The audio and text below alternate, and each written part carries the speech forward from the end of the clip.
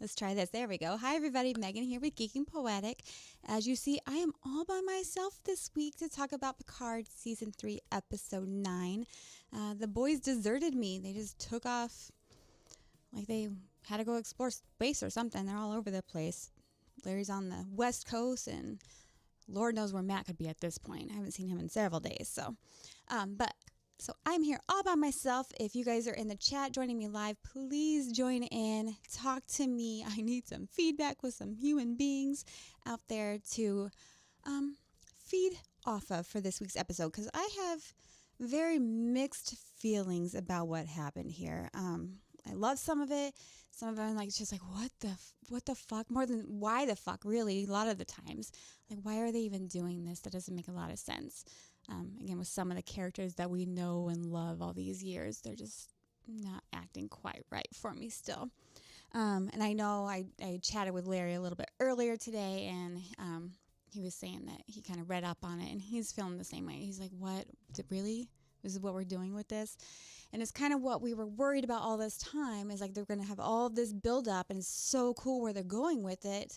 And then we get to the end, and it feels like a rush job. It's like, it just feels so weak and not as well put together. And like, let me just start here. Spoilers, spoilers, spoilers.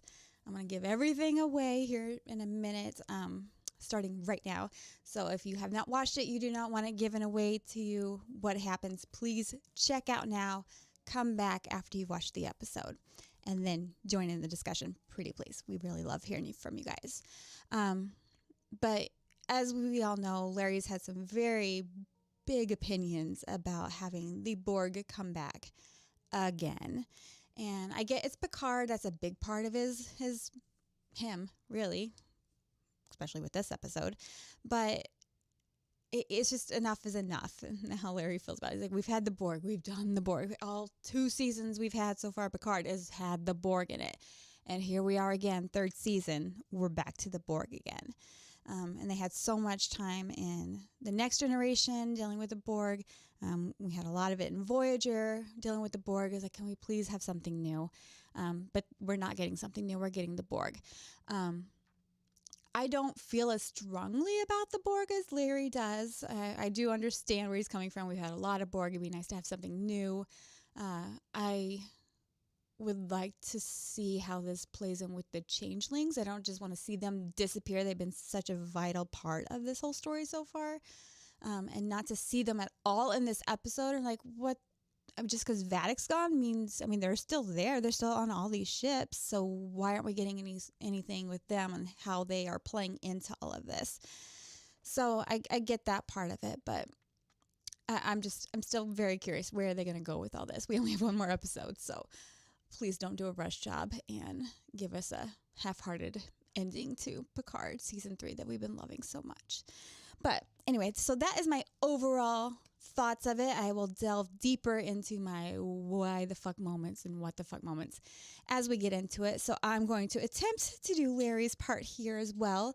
And I made myself some cheater notes, so if I'm reading, that's why. To go over step by step what happened in this episode. So we get into the very beginning, and Deanna Troi is kind of in Jack's mind under like hypnosis is what it seems like to me. And she's discussing to him, like, okay, you're seeing vines. What do the vines represent? And he gets off on this whole tangent with, it's like, they remind me of my mother and this forest we were in, how much she loved it. And this song, she loves this song so much. So she got it from my dad. And she's like, don't get lost. Come on, come back to me. What's with the vines? And it basically comes down to they're all connections. Like, he's like, all the pretty flowers. There's so many pretty flowers everywhere. But you go underneath, and they're like just like the vines. Everything's connected. There's connection. She's like, okay, so it's like connections, like neurons in your brains. They're all connected. He said, yeah, exactly. And she said, is that comforting to you? He's like, no, not comforting. What did he say? He says, but they're right and true. They're purposeful and they're perfect. So that's kind of our first glimpse this episode. I was like, okay, we see where this is going. Obviously, the Borg are coming, which we've called several times in the past several episodes. We knew that was happening. So Troi goes on to Jack. He's like, look, can I open this door? We need to know what's behind the door. Can we open it now? And he goes, yeah, okay, let's open it. She's like, you're not going to be alone. I got you the whole time. We can do this. He's like, okay, let's do it. And she like takes this excruciatingly long walk down this super short hallway. Why did it have to take that long? But it is what it is. Dramatic effect to reveal the big baddie. I get that. So she finally gets over there, opens the door, and she's like, freaks out and like snaps out of the hypnosis and like excuses herself, like, I gotta go. And Jack's like, what's going on? She's like, I gotta go. And he's like, what did you see? And she just literally takes off running away from him. So this is my first what the fuck moment. Why the fuck would she do that? Because like her whole job is to be a counselor. She was finally getting to do this like actual work to help the entire human race, or all the races really in the entire universe. And she's promised this kid that she's going to be there for him. She's not going to leave him alone. That's like one thing he does not want, is to be alone. He's been terrified this whole time of opening that door and finding out what's behind it. And she takes off running as he begs her. He pleads with her. What did you see? And I don't know. That just didn't sit well with me because, I don't know, it doesn't seem like Deanna to me at all. She's so motherly and comforting, and just the way she speaks and regards everybody. It just seems so out of character for her to take off running. I get now she's terrified too, now that she knows what's behind that door and what Jack has in him. But still, you think she would have found a way to comfort him, even if she didn't tell him, like, look, you got Borg in you. This is seriously fucked up. We got to take care of this. You're too dangerous to get out of here now. She could have found a way to calm him, let him know without telling him everything, and then go and basically the next scene she goes and talks to his parents, just like a therapy session, I guess. Once you find something out, you go over there and tell the parents, like, look, this is what's going on. And of course they're like, how is that possible? How is he Borg? He's never been assimilated. He doesn't have all the equipment and all that. He has nothing in him that could make him Borg. I don't understand how this works. And then Beverly is piecing it all together, and she's like, you know what? It's sometimes biological, like bees know to go to a hive, birds know to turn in unison, stuff like that. It's biological sometimes, and maybe that's what it is. He has some biological DNA in him. And Picard's like, oh, man, he got it from me. He got the worst from me. He got the best of you. He got the worst from me. So Picard's instantly feeling regret and dread that he did this to this kid, which I guess was the whole point of the episode, because as he's like, I need to go. I think Beverly was like, I need to go tell to him. We need to tell him what's going on. And Picard's like, no, this is all my fault. This is all because of me, because I was Locutus and all that. I went through all that. I passed that down to him. And he's like, I'll go do it. And as he's leaving, Troy's like, look, there's protocol we need to go by here. He is a severe danger to the ship and everybody. Now we have to follow protocols. I'm like, okay, let's see where this is going. Obviously, we need to be very tiptoey around Jack now. But so Picard goes in to see Jack, and he's like, look, kind of tiptoes around it, and he's like, look, 35 years ago I was captured, I became Locutus, and basically I was forced to do all these horrible things that I did not want to do. I didn't have a choice. She was in my head. She made me do it. I nearly killed everyone and everything that I loved dearly, I would never dream of hurting, but because of them and being in my head, they took over everything in me. And that's what I became. I was not me anymore. And Jack's like, well, how much of me is actually me? And Picard just kind of looks at him like, oh no. And Jack's like, dude, what the hell? And then Jack's like, what do you think of me now? And stuff like that. And Picard's going on this other tangent, about going back to Locutus and all that. And I don't know. Jack's like, but what about okay, I get where you're coming with that, but what about like a father? You're my father. How are you feeling about this? And Picard's like on this other tangent down there. And again, it just feels like Deanna abandoned him a minute ago. And now it feels like Picard's doing the same thing. So this is my next what the fuck moment, Picard. Get with it. You're a parent now. As you said, this is what you want. You need to protect him. You've been trying to protect him all this time. And now you're saying, well, we need to, we're going to have to send you away to this academy and everything there, so we can hide you and take care of you and all that. And Jack's like, I know what that is. That's not an academy. Basically, they're going to research me. I'm going to be a test tube, basically, so they can check me out and see what's going on. He's like, I'm not okay with that. And Picard's like, well, this is the only way. He's like, so this is my problem with how they're handling this is because Jack, all this time, has already had this in him. Nothing has changed. Did I miss something? Did opening up that door send a beacon to the Borg Queen saying, hey, here I am. Come get me. I'm ready. I'm primed. I'm open to you now. I think, I don't know. I just didn't like this either because the one thing he didn't was to be abandoned. He wanted the father. He wanted those connections, which are the freaking vines we talked about in the very beginning. And that's what's been holding on to him this time, keeping him on the good side. He's got all those bad traits and everything he got from his father, but he also got all the good traits too, all the ones that have been carrying this whole time that we've been seeing come through. And it's like he doesn't want anybody to be dying for him. He keeps trying to give himself up. He's been noble. Anytime his friend's been in danger and stuff like that, he's used his powers for good to fight the evil. So just for them to like, we got to go lock you away. You're too dangerous now. It's like he was already that to begin with. What did I miss, guys?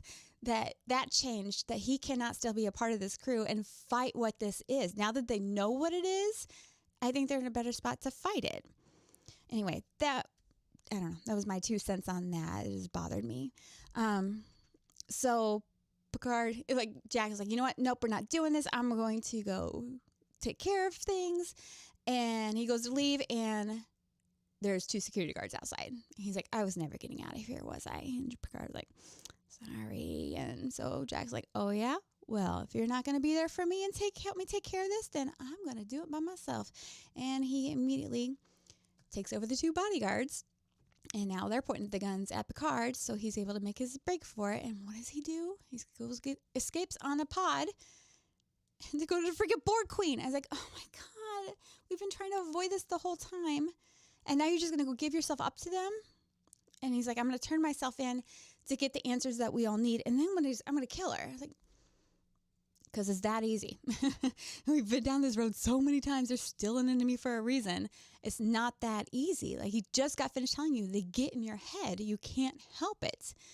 But Jack is Jack, and now he feels abandoned by everybody. So what he say is like, it's for my futility. I gotta go because this is the only way I'm going to survive. I gotta go and take care of myself now because clearly none of you are going to. I trusted the Betazoid. She screwed me over. So I can't really blame him for running away, but on the opposite side is like, oh my God, we've been avoiding this all season, and now we're just gonna go run to her. And then there's I guess they won't let him. They really don't have a choice because he's got power over everybody. But he should have handled it better, guys. That's my opinion. So it goes to Beverly and Picard kind of watching the shuttle go away, watching outside. And Beverly's like, I held him so close. I lost Wesley to the space. Literally, he's in space somewhere. And I tried to keep Jack so much closer so I didn't lose him too. And I missed what was right in front of me. So does that mean Larry's theory about something being up with Beverly is just... that was nothing? She's just a dick. She's useless. She just sucks this season. I mean, it just hasn't seemed like Beverly. So I don't.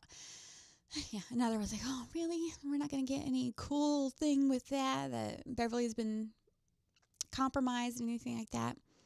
Maybe we will. We still have one more episode, so maybe it'll come out as like she did know, and she's just playing dumb. And it was all to protect Jack. But why at this point? She could just come clean. So I think Larry might be out of luck with that theory. We shall, I guess, see next week. But it's not looking good. So then about that time, LaForge calls them back, and he's like, look, I need you to come in. over here to sick bay because we're learning more about Jack. They're like, okay, we'll be right there. Because Beverly's like, there's got to be something I can do. I got to go. I got to be able to help him. And so they get down to sick bay, and LaForge and Data are explaining everything. And he's like, basically, when Picard came back with Locutus and they transferred him back and everything, and they mentioned, it's like, there's something genetically different about him, but they didn't really explain why. They just eventually blamed Irumodic syndrome, right? But apparently it like gave him a new genetic code and that the Borg created, and they stored it inside of Picard. So that is why Vadic stole his body from the Daystrom station, because they needed that genetic code out of him. And basically they discover like Picard was a receiver, and he could still be receiving everything because he still had that genetic code inside of him. And that's how in Generations and stuff like that, he was able to still hear them, because they never actually let him go. He was still had Borg in him. They still had control over him. But he was just a receiver that he could hear them. Let me find my spots here. And then it was determined, it's like, why is Jack different? Why do they need Jack so bad? Picard was a receiver, so what's up with Jack? And basically he is a transmitter, so he's able to give instructions. Okay, he's able to receive the instructions and send the instructions out to where it needs to go to, which is how he takes over people's minds and their bodies to get them to do what he wants, like the two bodyguards this episode. So the changelings, Vadic and them, stole Picard's body, took that out of him, out of the gland there, and they were going to weaponize it for the Borg, and so they can redeem themselves for redemption. So then Worf chimes in and is like, look, it's Frontier Day. The day we've all been dreading is finally here, and we still don't have all the answers. We're dealing with a freaking We're dealing with the freaking Borg, and our time's up. Whatever they're going to do, it's today. It's coming up in a matter of hours. We got to get to where they're holding the ceremonies, Frontier Days. So Picard held Shaw on the bridge and said, look, we got to go, and we got to get there now. And, of course, Shaw's like, you're kidding, right? Because we're going to go where they're holding all these exercises. Most of the ships and everything from the whole Starfleet's at this right now. And we got a target on our back. We've been rogues for so long, bringing all these roles, but you want us to go there now? Really? And Picard's like, we really don't have a choice. We have to. We're out of time.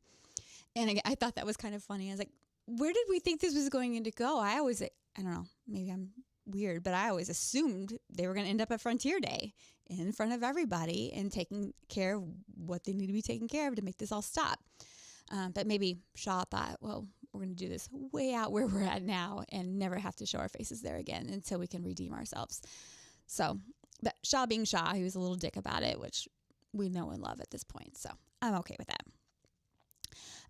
Then they show us a scene from Frontier Day, and it's the grand reveal of the Enterprise F. And from what I'm gathering, at first when I saw the episode, I thought it was like the brand new Starfleet Enterprise, the Enterprise F. But doing some research, I'm thinking this is more when they're going to decommission. It's like the big farewell to the F, so they can bring in the new one. And they bring it out. It's a gorgeous ship and everything. We get to see Admiral Shelby. She's commanding the ship, since we haven't seen her for a while. So clearly she made her way through Starfleet, and she's our admiral now, so Riker didn't stand in her way too much. But I don't know. This is my own personal nitpicking here. The Enterprise should not be oblong shaped. It's supposed to be perfectly round. The saucer section needs to be round for it to make sure we know that's the Enterprise.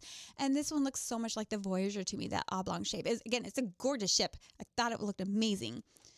But I was like, it needs to have a round saucer section. So that's my own personal nitpick. But it was a really cool scene. You got to see all the ships at the station. all the cool fireworks lighting up in space. Don't know really how that works, because don't you need oxygen to light off fireworks? But clearly they found a way to make that happen. So that was a pretty cool scene, getting to see all that.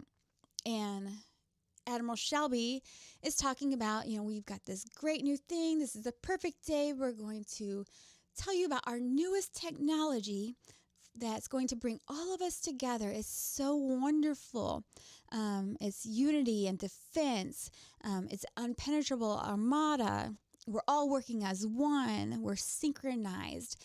And again, what is this all sounding like? It's the freaking Borg. And Picard, or I can't remember which one, Picard or Riker, even make the comments like, I can't believe she's doing this. She's like the Borg expert. She should know better than to do this. But maybe she's thinking, well, it works for the Borg, so why can't it work for us? But so that clearly is just a disaster waiting to happen, right? So what is it called? Fleet formation is what they're calling it.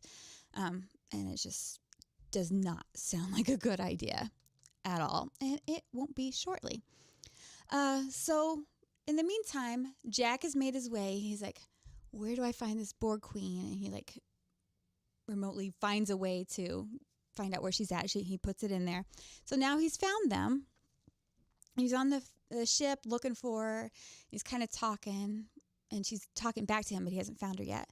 And she's talking about what he means to her. He's a piece of her, and he's not just some minion or anything. He's very vital. And she reveals that his name is Vox. So he is the literal voice for them, whereas Locutus was the voice that speaks, and Jack is Vox, the voice that comes out. So I thought that was kind of cool. And what she says is that the changelings and the Borg saw in Jack the end to all this mess. They saw vindication for both of their species. So that shows they have been working together all this time, which is what bothers me. It's like, so where are the freaking changelings now? They should still be on there causing chaos, causing hell and ruckus all over the place. So why didn't we get to see them this episode? I don't want them just to fade into the background. I need to know that they're still vital to this operation.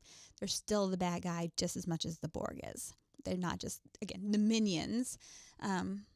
So if Jack isn't a minion to her, then the changelings shouldn't be either. They're working in unison. They both have something to get out of this. So I really want to see them come back and do some super creepy shit still. I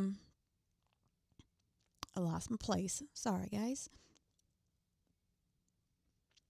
And basically she says, you know what? If you were going to kill me, you would have killed me by now. You're not going to do it. You don't have it in you. And he kind of screams and he's fighting it and everything. And then eventually, of course, like Picard warned him, he gives in. She gets in his head and he can't do it. He ends up dropping his phaser. And she's like, okay, now you're going to be assimilated. Now you're mine. And he just kind of stands there. I guess he's defeated because he kind of looks down. He's got the tears in his eyes because he fucked up. He knows he fucked up at this point. And we get to see himself stabbed in the back of the neck. And his eyes turned completely black. So he is now fully assimilated. So that sucks. So I'm curious to see how maybe Jack gets him from the inside, kind of like old dumbass last term.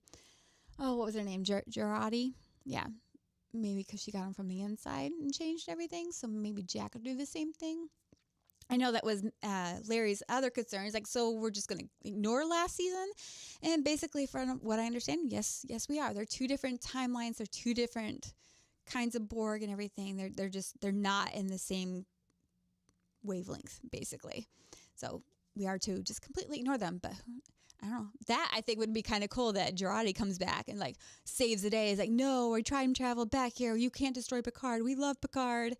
And his son, we can't let you do this. We're going to assimilate you into our Borg faction. So that would be cool. Bring back that. So back on the Titan. Titan. LaForge and the crew. They're basically they're combing through all the changeling intel. They're in hiding. That Rafi brought back with them. And they're like, look, we also found something else on here that shows it's the changelings took Picard's body, they extracted what they need out of it, that frontal lobe or whatever, and they basically took that and put it in the transporter system. And because the transporter system has like DNA codes from all these species, so it knows how to put your bodies back together. And they basically took this DNA from Picard's body, Borg DNA, and put it in there and made it so it's just standard transporter DNA now. It's just all of them have it. So as the changelings, everything, they went on, they took over. And it's what Shaw said in one of the episodes. He's like, of all the stations that the changelings could have been in, why would they choose the transporter system? So there was clue for us right there. They're using the transporters. We had Ro come in, and she said, I don't trust the transporters. I don't trust anyone. I don't even trust the transporters, which is why she would go back and forth via shuttle. And you remember Vadic was the same way. She's like, I'm not transporting over. And she took the shuttle over, which I thought was weird too. So there you go. We've had signs all along. It's the fucking transporters. And I do believe Larry called that several episodes ago, that something was up with those transporters.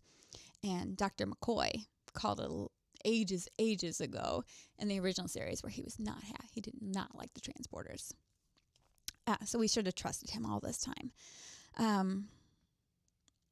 So yeah, the changelings, they've been infiltrating all these and changing all the codes in the transporter systems.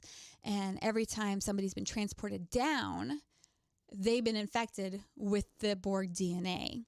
So they determined that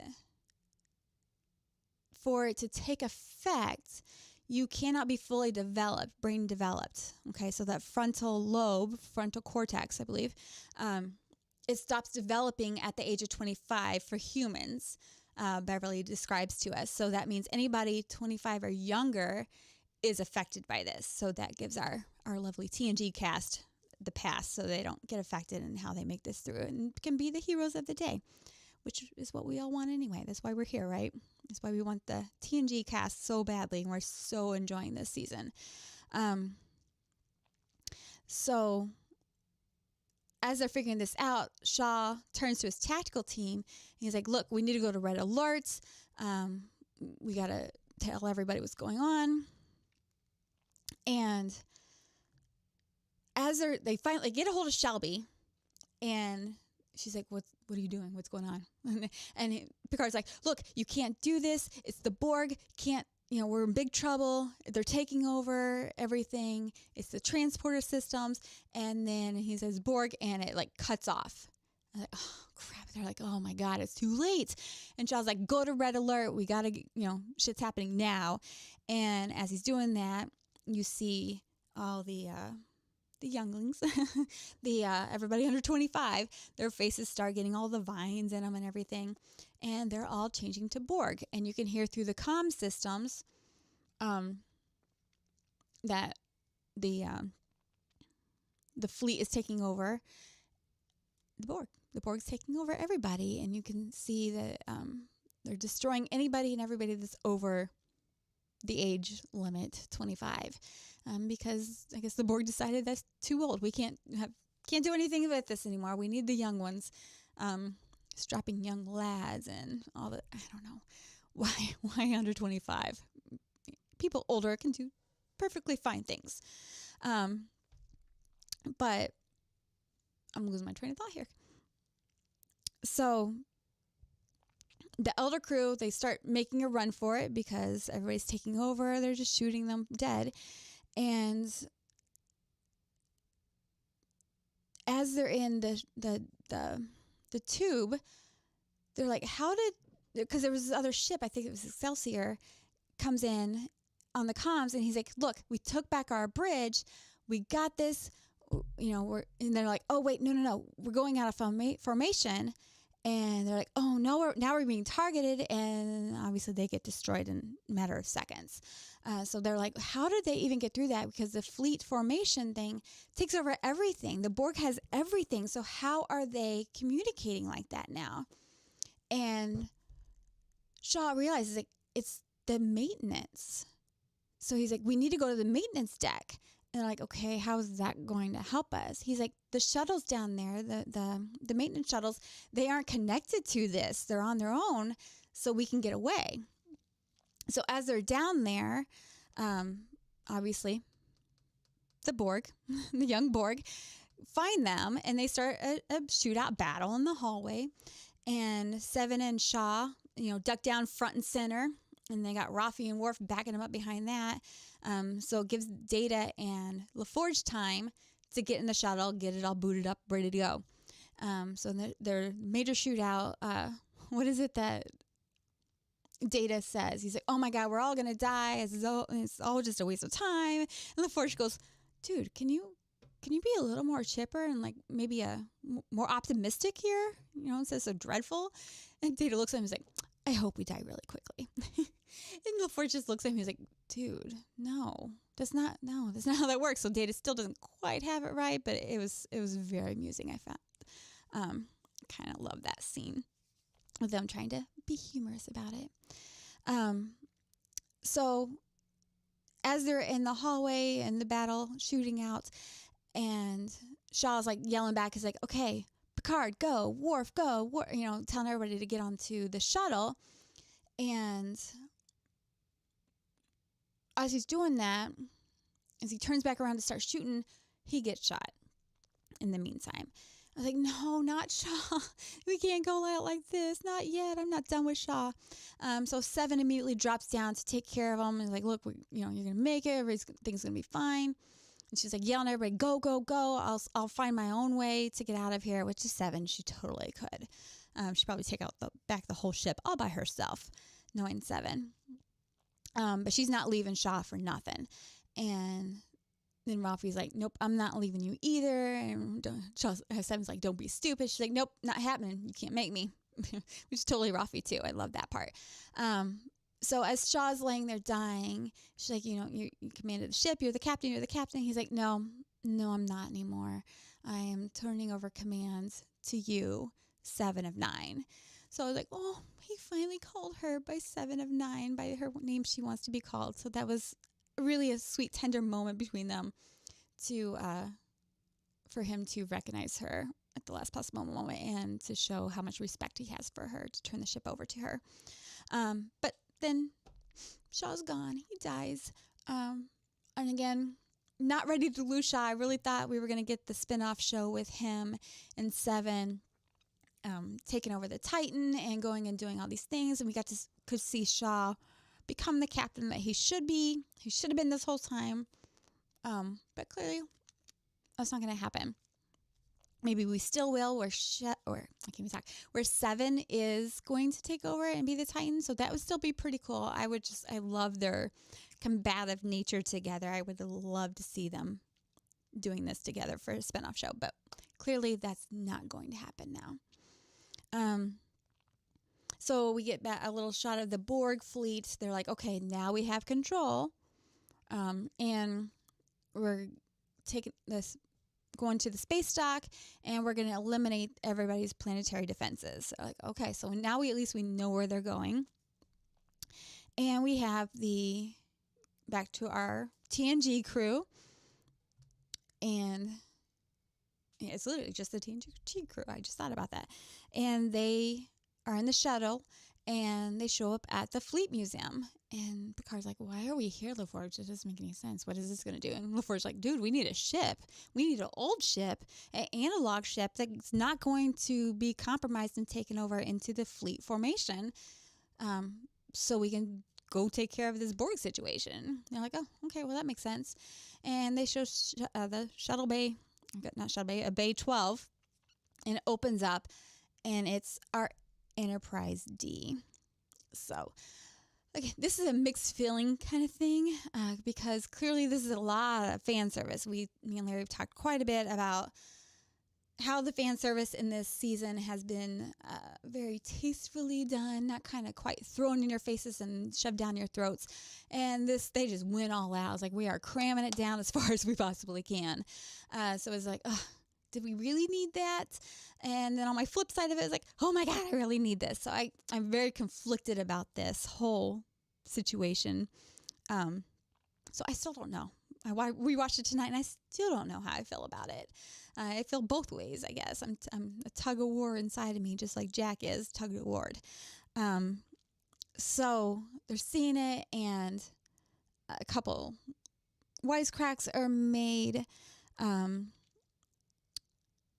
were like, how did you get this? And he's like, well, thank the Prime Directive. We couldn't leave the saucer section on that planet. You couldn't compromise that. So they went and resurrected it and brought it up. And now it's in the Fleet Museum. I've been spending the last 20 years redoing this. So Geordi's hobby is to repair, just like he's in a garage, his home garage, repairing a car or something. So that was kind of cheesy, but cute at the same time. That's totally something LaForge would do in his retirement days. And why not the D? It meant so much to them. And then he made a comment. He's like, well, I clearly couldn't redo the Enterprise E. So that kind of, everybody immediately looks to Worf and like glares at him. He's like, dude, I didn't do anything. It wasn't my fault. So that shows that clearly, maybe they're confirming a little bit that Worf was the captain of the Enterprise E at some time. And something bad really went down with that. And that ship is not even salvageable. So that was kind of a cute moment. So again, it's just, we get in the ship and it's exactly the same, which again, conflicting how I feel about it. Riker says something and is like, is it smaller or am I just bigger? Which was cute. And Deanna's like, it's the same. So he's clearly bigger now. And Picard is like, you know what? I've been gone all this time, and what I really miss of everything is the carpet. And I guess there's a meme about that, because all the ships now don't have any carpet. They're all these sleek floors and everything. So nice callback to their cool carpet layout. So it looks more homey. And why wouldn't you miss that? And then Worf's going on. He's like, well, the E had this and the E had that and the E was better this way. And Deanna looks at him and is like, dude, you're ruining the moment here. He's like, oh, it's perfect. So I thought that was cute too. So a lot of cute moments to go back and forth, them feeding off of each other while they reminisce about being on the deck of the Enterprise D again, or the bridge, I guess. So Picard's like, I hate to do this to you. We've faced this enemy before. And Riker's like, dude, we're with you till the end. So it was really nice. We've had like them combating in the beginning. It was like blaming Picard for everything. And why are you bringing me into this? I'm too scared to do this now. And now they're all there for him. It's like we're as a family, we're one. Let's go do this one last thing. We're going out with a bang. Let's do this. So that was really nice to see. And we got to hear, Picard make it so. We got to hear engage again from his captain's chair. So that was really nice to have. Again, still having that conflict back and forth with myself. It's like, do I love this? This is a little too much. Ooh, I love this. No, this is a little too much. So I'm really curious how anybody else felt about that as well. And I guess, from what I understand, this was not like a CGI regeneration of this bridge. Somebody on that crew took the time to take every detail and recreated that bridge. That is an actual set of our Enterprise D bridge. So I thought that was really cool. So that kind of brought me over. It's like, ooh, I love this. As opposed to, it's like, this is so cheesy. So, but again, it's both. I love them both. And it's super cheesy. And that's me. So I love it both. So that was basically the episode. That's where it ended. They're going to go off, take care of what they need to take care of. So I'm very curious to see where this last episode takes us, how they're going to wrap all this up. I know people are still wanting to see Captain Janeway has she come into play? They mentioned her so many times. Maybe we at least get a small cameo, even though I don't care for her. I haven't given her the chance. She always cries too much and I can't get past it. But for everybody else, I hope they at least get that cameo, because it does sound like the Janeway season is coming as well. So I'm going to have to suck it up and go watch it. So that was the entire episode.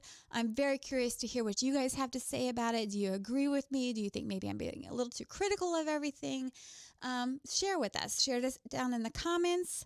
Saw a couple of you join in on the chat, but nobody actually talked on the chat.